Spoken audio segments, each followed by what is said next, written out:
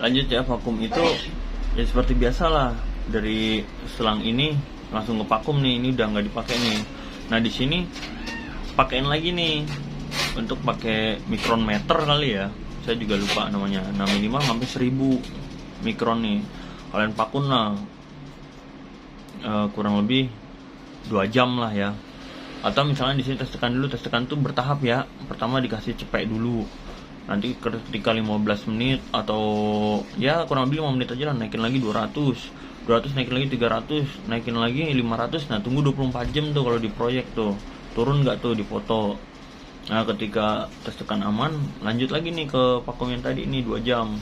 Nah vakum 2 jam ketemu di 1000 mikron. Nah 1000 mikron di titik evakuasi, habis gitu matiin, udah retensi vakum tuh, tunggu tuh 2 jam, naik lagi nggak, toleransinya berapa, misalkan udah di naiknya di 1400 apa 2000 gitu ya. Nah ketika tekanan itu tidak naik dan masih standby tapi mikron naik, udah lepas, masuk ke mode tescom. Nah kurang lebihnya begitu nih cara recovery brazing, cara recovery ngelas, terus juga tes tekan sama vakum. Ini benar-benar harus klop dan harus bener nih, nanti ada panduannya nih. Kalau kalian nanti nggak bisa, waduh ntar nggak bakal lulus. Nah mungkin itu dulu aja nih step-stepnya nih. Nah biasanya nanti kalian akan diajarkan gimana cara recovery ya. Terus cara recovery, setelah cara recovery habis gitu brazing atau pengelasan ya. Nah setelah pengelasan tes bocor atau tes tekan. Setelah tes bocor atau tes tekan, terus habis itu vakum retensi.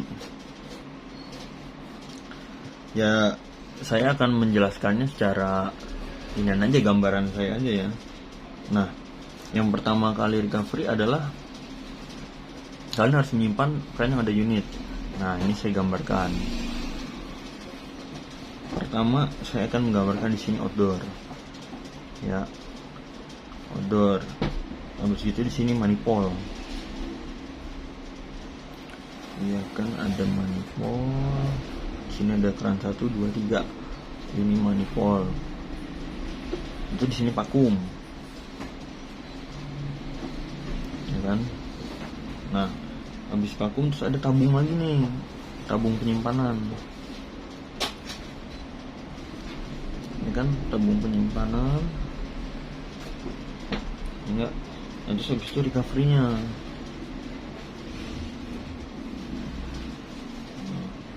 Di recovery itu ada input dan output selang. Terus di sini ada tombol-tombol untuk open close. Di sini recovery ini open close ya, sama aja kayak manifold sebenarnya mas. Nah terus kalau di tabung peran di sini ada 2 keran, di sini untuk liquid, di sini untuk gas. Nah biasanya liquid itu warna merah ya, kalau gas itu warna biru. Nah sekarang begini, dari HP ya kan, high pressure low pressure-nya nih kita masukin dulu ke ininya, ke manifold. Kalau low pressure kan bisa di kanan. Nah high pressure ini kita lewatin, biasa di kiri. Nah dari sini nih nanti kalian pasang dulu inian, filter dryer ya, pengering ya, bukan filter kulkas. Setelah filter dryer keluar, ini dikasih 3-way atau tiga jalan kayak keran gitu. Dia ada 2, jadi 1 buat input, outputnya ada 2. Nah ketika outputnya ada 2, ini masukin ke vakum, fungsinya buat vakum selang dulu.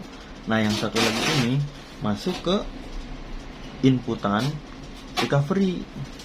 Nah output recovery masuknya ke ini, output masukinnya ke liquid ya, di ini gas. Nah biasa di sini ada sensor nih, sensor di mana tabung ini penuh ya kan. Ini pasangannya di sini nih, ini sensor tulis. Jadi kalau sensor ini belum masuk, di sini akan nyala terus. Tapi kalau di sini nyalanya udah mati, tandanya serotnya udah plok nih masuk.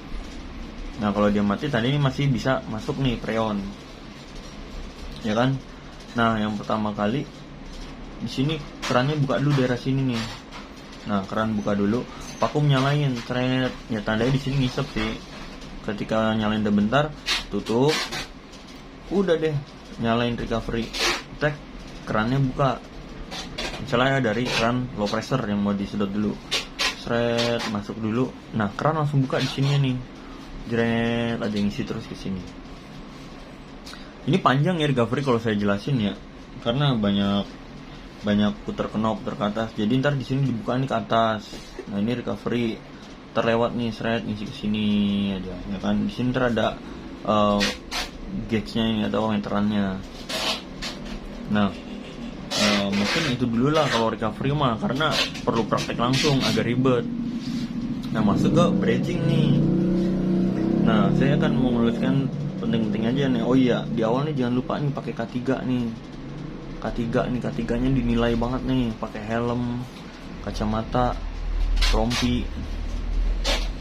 Helm, kacamata, rompi sama sarung tangan. Nah, ketika brazing, ini yang pertama kalian harus lakukan nih, aparnya deketin nih. Ini K3-nya apar deketin. Terus abis gitu kalau ada karung goni basah deketin juga, ya kan. Nah biasanya ini nggak usah di ketinggian, karena kan indoor kan adanya di ketinggian. Kalian harus pakai body harness tuh, pakai sebelum kalian melakukan brazing. Oke, habis gitu pertama kali melakukan brazing, nah pipa dari keluaran RevNet itu kalian pilih satu tuh, misalkan pipa yang ukurannya setengah. Nah terus nepelnya buka dulu di indoor. Ketika udah dibuka, terus ini potong dulu nih. Habis dipotong, kalian swaging nih, kalian bikin shock supaya masuk. Ketika udah di swaging, kalian masukin lagi begini. Nah ini persiapan ngelas nih, kalian harus bisa ngelas juga nih. Biasanya pakai acetilin nih, diukur biar sampai api dalamnya panjang gini. Ini kan api luar merah, ini api birunya udah panjang.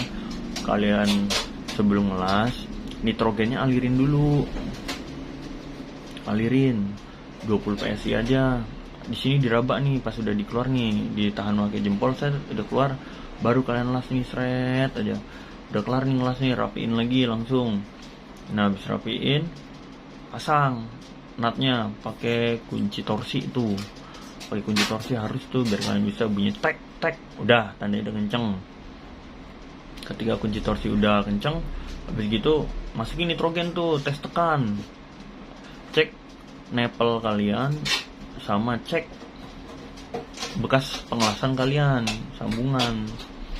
Oke, misalkan aman, nah kalian udah beres tuh, udah gampang nih kode dari sini, pasti bakal cepet lagi.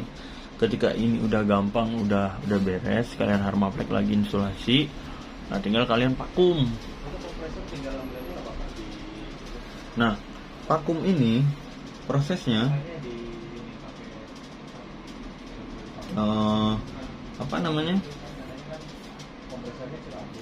vakum itu prosesnya ada pakai sambungan mikron gitu.